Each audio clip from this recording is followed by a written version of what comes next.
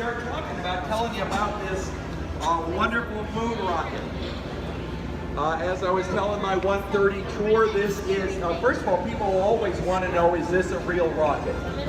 And the answer is yes, this is in fact a real rocket. First stage is what we call a test article. It had a name, the T-Bird. It was used to test out first stages, but never to launch human beings into space. The T-Bird actually was every bit as real as the first stages of Saturn-V's that launched people into space. And as I told my 130 group, basically the best analogy I can come up with is if you had a pie baking contest tomorrow and you were nervous about it. So you took that recipe and you baked a pie tonight with that recipe. Is it a real pie? Sure. It's just not the pie you're entering in the contest. This is every bit as real as the ones that launched people to the moon.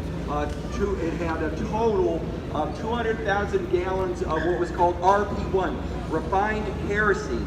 It had 300,000 gallons of liquid oxygen, every bit as real as the ones that launched people into space, 22 times test fired. The only difference between this one and the Saturn-V that launched human beings to the moon is that those are on the bottom of the Atlantic Ocean, and that's an entirely different tour. This had to be powerful because the rocket was gigantic. Guys, this rocket was 363 foot tall, but it was 6.5 million pounds. So to get it off the ground, you needed to have way more than that in power. And these engines are called F1 engines. They're still the most powerful liquid-fueled rocket engines that have ever actually successfully launched a rocket into space.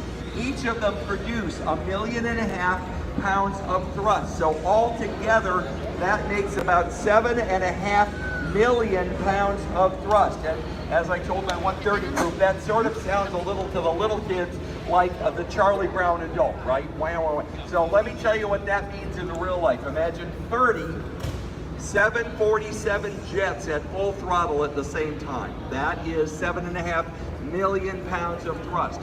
But the first stage of the Saturn-V is my weight loss hero.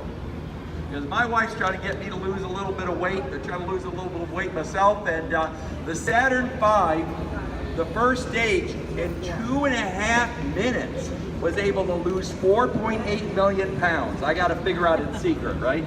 In 2.5 minutes, lost almost 5 million of that 6.5 million pounds. Come on, this is a walking tour. We're going to talk about this a little as we go.